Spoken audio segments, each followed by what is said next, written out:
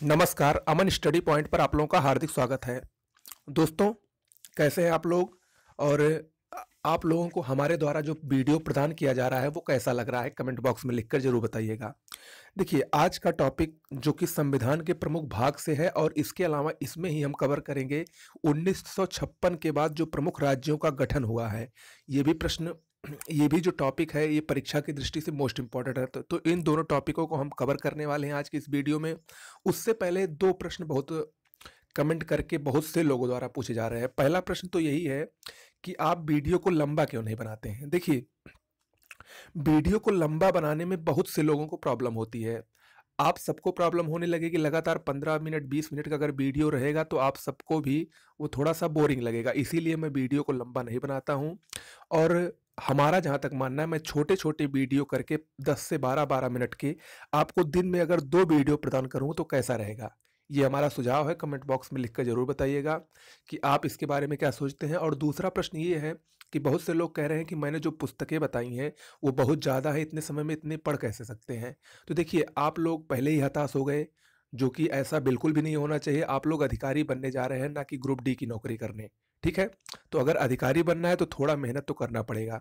और जितनी भी पुस्तकें मैंने बताई हैं उसमें सब तो पढ़नी नहीं है, ठीक है। और जितनी भी पुस्तकें भी हैं उनमें से सब टॉपिक थोड़े पढ़ना है। मैं आपको जो बता रहा हूं आप उसी को उसमें थोड़ा ब्रीफली पढ़ सकते हैं, ठीक है। बस यही दो प्रश्न थे। इसके अलावा अगर कोई और प्रॉब्लम हो तो आप लोग हमको कमेंट बॉक्स में लिखकर जरूर बताइए। तो देखिए, आज का पहला टॉपिक जो हमारा है इसमें दो टॉपिक इंक्लूड है, जैसा कि मैंने पहला बताया। इसमें पहला टॉपिक जो है संविधान के भाग से संबंधित है। शुरुआत में मैंने बताया था कि मूल संविधान जब 26 नवंबर 1949 को बनकर तैयार हुआ तो उसमें 22 भाग थे। 22 भाग आज भी हैं, लेकिन उसमें खंड खंड करके वर्तमान में 25 भाग शामिल किए गए हैं। जैसे 4 में 2 खंड हो गए, अभी हम आगे बताएंगे। 4 में राज्य निर्देशक तत्व है भाग 4 में, और भाग 4 के का में मूल कर्तव्यों को शामिल किया गया है। तो इसी प्रकार वर्तमान में 22 भाग ही हैं, लेकिन उसके खंड खंड करके कुछ 25 भाग बनाए गए हैं कुल, ठीक है। तो हम 22 भाग को नहीं देखेंगे और ना 22 भाग परीक्षा की दृष्टि से इंपॉर्टेंट है। जो महत्वपूर्ण है हम उन्हीं को जल्दी से देखेंगे, उसके बाद हम नेक्स्ट टॉपिक की तरफ चलेंगे जो सबसे ज्यादा इंपॉर्टेंट है, ठीक है। भाग 1 मैं डायरेक्ट इसको बता दे रहा हूं, आपको इसको रटना ही पड़ेगा। भाग 1 क्या है? संघ और उसका राज्य क्षेत्र। भाग 1 में संघ और उसका राज्य क्षेत्र शामिल है। भाग 2 में नागरिकता का प्रावधान है, मोस्ट इंपॉर्टेंट है भाग 2 नागरिकता। भाग 3 में मूल अधिकारों का प्रावधान दिया गया है। भाग 4 में राज्य के नीति निर्देशक तत्वों का वर्णन किया गया है, ठीक है। यानी भाग 4 से संबंधित विषय कौन सा है? राज्य के नीति निर्देशक तत्व। अब देखिए, भाग 4 का यही इसमें अलग से जोड़ा गया, ये मूल संविधान में शामिल नहीं था। इसमें मूल कर्तव्यों को शामिल किया गया है। भाग 5 संघ सरकार से संबंधित है या केंद्र सरकार से, और भाग 6 राज्य सरकार से संबंधित है, ठीक है। अब इसके अलावा भाग 7 जो था वो अब निरस्त कर दिया गया है, ठीक है। भाग 7 अब निरस्त कर दिया गया है। भाग 8 में देखिए संघ और राज्य क्षेत्र है। संघ राज्य क्षेत्र का मतलब केंद्र शासित प्रदेश। भाग 9 पंचायतों से संबंधित है, मोस्ट इंपॉर्टेंट है ये तीनों। भाग 9 पंचायतें, भाग 9 का नगर पालिका, और भाग 9 का सहकारी समितियां। ये तीनों मोस्ट इंपॉर्टेंट है, सबसे ज्यादा बार पूछी जाती हैं। इसके बाद भाग 10 में देखिए अनुसूचित एवं जनजातीय क्षेत्रों से संबंधित है, भाग 9 भाग 10। भाग 11 संघ राज्य संबंध, ठीक है, केंद्र राज्य संबंध या संघ राज्य संबंध। भाग 15 निर्वाचन से संबंधित है, मोस्ट इंपॉर्टेंट है भाग 15 निर्वाचन। भाग 16 कुछ वर्गों से संबंधित विशेष प्रावधान, ठीक है। भाग 17 राजभाषा से संबंधित है, यह भी मोस्ट इंपॉर्टेंट है। भाग 18 आपात उपबंध यानी आपातकाल से संबंधित है, यह भी मोस्ट इंपॉर्टेंट है। भाग 19 इतना मोस्ट इंपॉर्टेंट नहीं है, लेकिन भाग 20 संविधान का संशोधन, यह भी मोस्ट इंपॉर्टेंट है, जो कि अनुच्छेद 368 में वर्णित है, ठीक है। तो ये प्रमुख भाग हो गए जो कि परीक्षा की दृष्टि से इंपॉर्टेंट है। अक्सर इसमें सुमेल करने के लिए आता है, 4 भागों का नाम देगा, संबंधित विषय का नाम देगा, आपको सुमेल करना होगा कौन सा भाग किससे संबंधित है।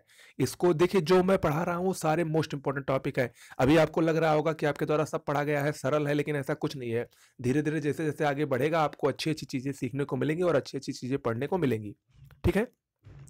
अब हम इसका दूसरा टॉपिक पर आते हैं, राज्यों के पुनर्गठन से संबंधित आयोग और समिति।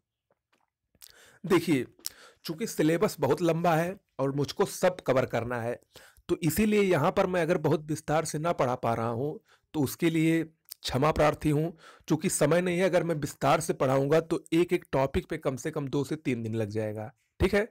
तो ऐसे में मैं आपको सिर्फ़ इम्पोर्टेंट चीज़ें और जो काम की चीज़ें हैं वही बताऊँगा, और जहाँ मुझको लगेगा कि आपको समझ में नहीं आ रहा है, उसका मैं व्याख्या कर दूँगा, ठीक है? तो यहाँ पर आयोग हम देखते हैं, राज्यों के पुनर्गठन से संबंधित आयोग। देखिए, 1948 में गठित एसके धर आयोग ने भाषा के आधार पर राज्यों को गठन न करने की सिफारिश दी। प्रश्न ऐसे आता है कि भाषा के आधार पर राज्यों का गठन न करने की सिफारिश देने वाला आयोग निम्न में से कौन था? 4 ऑप्शन दे देगा आपको। अगर आपको पता है कि एसके धर आयोग ने ऐसा कहा था कि राज्यों का जो गठन हो वो भाषाई आधार पर ना हो, तो आपको पता चल जाएगा और आप उसका सही उत्तर दे पाएंगे, ठीक है? तो 1948 में एसके धर आयोग का गठन हुआ और उसने ये सिफारिश की कि राज्यों का जो गठन हो, जो नए राज्य बनाए जाएं, उनका भाषा के आधार पर गठन ना हो, ठीक है? फिर इसके बाद 1953 में 3 सदस्यीय राज्य पुनर्गठन आयोग का गठन फजल अली की अध्यक्षता में किया गया। मोस्ट इंपॉर्टेंट है, राज्य पुनर्गठन आयोग का जो गठन हुआ उसके अध्यक्ष कौन थे? फजल अली। और इसके जो अन्य सदस्य थे वो के.एम. पडिक्कर और हृदयनाथ कुंजरू थे। मोस्ट इंपॉर्टेंट है, ये ध्यान रखिएगा। हृदयनाथ कुंजरू और के.एम. पडिक्कर उसके सदस्य थे, फजल अली उसके अध्यक्ष थे। 1953 में 3 सदस्यीय आयोग का गठन किया गया। इसकी अनुशंसाओं के आधार पर, इसी की सिफारिश के आधार पर 1 नवंबर 1956 को, ध्यान रखिएगा ये डेट, 1 नवंबर 1956 को 14 राज्य और 6 केंद्र शासित प्रदेशों का गठन किया गया, ठीक है? 14 राज्य और 6 केंद्र शासित प्रदेशों का गठन किया गया, ओके? इसके अलावा एक बात और ध्यान रखिएगा, यहां पर मैंने लिखा नहीं है, भाषाई आधार पर, प्रश्न ज्यादातर यही पूछता है, भाषाई आधार पर पुनर्गठित होने वाला पहला राज्य कौन सा था? भाषाई आधार पर पुनर्गठित होने वाला पहला राज्य आप में से सबको पता होगा, आंध्र प्रदेश था। आंध्र प्रदेश था, जिसका गठन कब हुआ? 1 अक्टूबर 1953 को, 1953 याद रखिएगा, ठीक है? ये भाषाई आधार पर गठित होने वाला सबसे पहला राज्य था, ओके? अब हम आगे बढ़ते हैं। देखिए, अब 1956 के बाद जो नए राज्य बने हैं उससे संबंधित मोस्ट इंपॉर्टेंट टॉपिक ये है, आपको इसको अच्छे से पढ़ना होगा, ठीक है? तो चलिए हम लोग शुरू करते हैं। देखिए, सबसे पहले 1960 में बंबई को महाराष्ट्र और गुजरात 2 अलग भाषाई राज्यों में बांटा गया। मैंने इसमें विस्तार से लिखा है, मैं चाहता तो इसको शॉर्ट में करा सकता था कि कौन सा राज्य का गठन कब हुआ, लेकिन उससे आपको जल्दी समझ में नहीं आता, तो वो रटने वाली बात हो जाती। इसीलिए मैंने इसको थोड़ा विस्तार में लिखा है, और आप लोग इसको समझेंगे तो कभी भूलेंगे नहीं। और एक बात ध्यान रखिएगा, मोस्ट इंपॉर्टेंट टॉपिक है, एक प्रश्न इससे अक्सर आता है, ठीक है? 1960 में बंबई को, यानी बंबई से महाराष्ट्र और गुजरात, जो वर्तमान में 2 राज्य हैं, ये बंबई से अलग हुए थे, ठीक है? तो 1960 में महाराष्ट्र और गुजरात 2 अलग भाषाई राज्यों का गठन हुआ, डेट याद रखिएगा। इसके बाद देखिए, 1954 तक दादरा नागर हवेली में पुर्तगाल का शासन था। ये भी प्रश्न बहुत आता है, दादरा नागर हवेली में किसका शासन था? पुर्तगाल का शासन था, जिसे 10वें संविधान संशोधन 1961 द्वारा संघ शासित क्षेत्र में परिवर्तित किया गया, ठीक है? तो यानी 1961 में दादरा नागर हवेली को संघ शासित क्षेत्र यानी केंद्र शासित क्षेत्र में सम्मिलित किया गया, ओके? अगला है, गोवा को 1987 में पूर्ण राज्य का दर्जा मिला। मोस्ट इंपॉर्टेंट है, सबसे ज्यादा बार आया है ये। गोवा को 1987 में पूर्ण राज्य का दर्जा मिला, डेट याद रखिएगा। इसके बाद देखिए, 12वें संविधान संशोधन अधिनियम 1962 द्वारा दमन दीव का गठन हुआ, ठीक है? दमन और दीव का गठन कब हुआ? 12वें संविधान संशोधन अधिनियम 1962 द्वारा। अगला है पुडुचेरी, जिस पर फ्रांस का शासन था। यह भी मोस्ट इंपॉर्टेंट है, प्रश्न अक्सर पूछता था कि दादरा नागर हवेली पर पहले किसका शासन था? तो उस पर पहले पुर्तगाल का शासन था, और पुडुचेरी पर पहले किसका शासन था? फ्रांस का शासन था। पुडुचेरी, जिस पर फ्रांस का शासन था, 14वें संविधान संशोधन अधिनियम 1962 द्वारा संघ शासित प्रदेश बनाया गया। संविधान संशोधन भी याद रख लीजिएगा, पुडुचेरी को संघ शासित प्रदेश किस अधिनियम के तहत बनाया गया? तो अगर आपको पता होगा 14वां संविधान संशोधन तो आप लोग बता देंगे। देखिए इसीलिए मैं इसको विस्तार से पढ़ा रहा हूं, ठीक है। जो मुझको लग रहा है कि ज्यादा इंपॉर्टेंट टॉपिक है उसको मैं विस्तार से जरूर पढ़ाऊंगा, और जो मुझे लगेगा उतना इंपॉर्टेंट नहीं है, अगर फैक्ट से काम चल जाएगा, आप लोग समझ जाएंगे, तो उसको मैं फैक्ट से पढ़ाऊंगा। ओके, अगला है 1963 में नागालैंड 16वां राज्य बना, ठीक है। अब यहां पर 16वां, इससे पहले हम लोग जानते हैं कि 1 नवंबर 1956 को जब राज्य पुनर्गठन आयोग का गठन हुआ था तो उसमें 14 राज्य थे, ठीक है, ठीक है, 14 राज्य थे ना। तो उसके बाद 15वां राज्य कौन बना? 15वां राज्य गुजरात बना, यानी बंबई से हम लोग जानते हैं महाराष्ट्र और गुजरात दोनों अलग हुआ था, ठीक है। तो महाराष्ट्र बंबई में ही है और गुजरात को अलग बनाया गया, तो 15वां, और नागालैंड 16वां राज्य बना, ठीक है। अगला है 1966 में पंजाब राज्य से 17वें राज्य हरियाणा। आप देखिए यहां पर 17वां राज्य कौन सा? हरियाणा। 1966 में पंजाब राज्य से 17वां राज्य हरियाणा तथा केंद्र शासित प्रदेश चंडीगढ़ का गठन शाह समिति के आधार पर हुआ। चूंकि यूपी SSS लोअर पीसीएस का पेपर है, और ये बात ध्यान रखिएगा, यही यूपी पीसीएस के लिए भी लाभकारी सिद्ध होगा, इससे बाहर कहीं कोई प्रश्न नहीं आने वाला है। तो 1966 में पंजाब राज्य से 17वें राज्य हरियाणा और केंद्र शासित प्रदेश चंडीगढ़ का गठन शाह समिति के आधार पर हुआ। इसी के साथ लगे हिमाचल प्रदेश को पहले केंद्र शासित प्रदेश, परंतु 1971 में पूर्ण राज्य का दर्जा दिया गया, ठीक है। उम्मीद करते हैं कि आप लोग इसको समझ गए होंगे।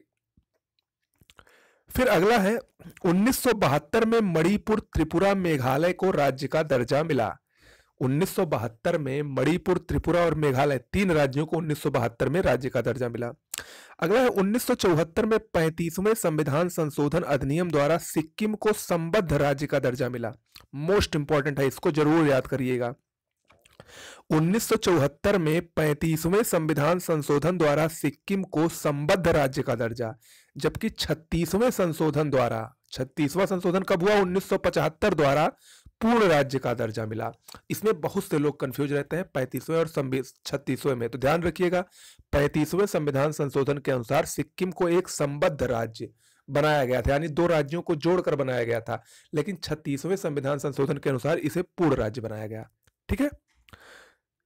अगला है 1987 में 3 राज्य मिजोरम, अरुणाचल प्रदेश और गोवा का गठन हुआ। 1987 में 3 राज्य मिजोरम, अरुणाचल प्रदेश और गोवा का गठन हुआ। अगला है सन 2000 में मध्य प्रदेश से छत्तीसगढ़, मोस्ट इंपॉर्टेंट है, 1 नवंबर को, बिहार से झारखंड 15 नवंबर को, और उत्तर प्रदेश से उत्तराखंड 9 नवंबर को गठन हुआ। ये डेट याद रखिएगा, काफी बार परीक्षाओं में आया है। सन 2000 में 3 नए राज्यों का गठन हुआ। छत्तीसगढ़ 1 नवंबर को, किससे अलग हुआ? मध्य प्रदेश से अलग हुआ। झारखंड 15 नवंबर को, किससे अलग हुआ? बिहार से अलग हुआ। और उत्तराखंड यूपी से किससे अलग हुआ? 9 नवंबर को, ठीक है। इससे अलग होकर इसका गठन हुआ, ठीक है। फिर अगला है, और भारत का जो अंतिम राज्य है, 2 जून 2014 को आंध्र प्रदेश से तेलंगाना नामक राज्य का गठन हुआ, ठीक है। 2 जून 2014 को आंध्र प्रदेश से तेलंगाना नामक राज्य का गठन हुआ। तो ये प्रमुख गठन हुए और 1956 के बाद बने राज्य हुए, इससे संबंधित कुछ महत्वपूर्ण तथ्य हुए। इसके अलावा जो 22 भाग थे उसमें से कुछ इंपॉर्टेंट भागों से संबंधित ये वीडियो हुआ। आप लोगों को पसंद आया हो तो प्लीज हमारे चैनल को सब्सक्राइब जरूर कर लीजिए, आगे आपको पूरा मटेरियल मिलने वाला है, ठीक है। हर विषय से संबंधित जो अति महत्वपूर्ण मटेरियल होंगे। देखिए जो लोग कुछ नहीं पढ़ सकते हैं, अगर वो लोग हमारा वीडियो ही देखेंगे तो अगर सब कुछ सही रहा तो निश्चित रूप से उनको सफलता अवश्य मिलेगी। लेकिन मैं यही कहूंगा कि आप वीडियो को हमारे देखने के साथ साथ किताबों को जरूर पढ़ें, क्योंकि किताबों को पढ़ने से, किताबें पढ़ने के बाद अगर आप लोग हमारे वीडियो को देखेंगे तो आप लोगों को ज्यादा समझ में आएगा, आप लोगों को इसका दोहरा लाभ मिलेगा, ठीक है। इसकी पीडीएफ जैसा कि मैंने बताया हमारे टेलीग्राम चैनल @अमन स्टडी पॉइंट पर उपलब्ध है, तो वहां से आप लोग इसको प्राप्त कर सकते हैं। आज के लिए इतना ही, धन्यवाद।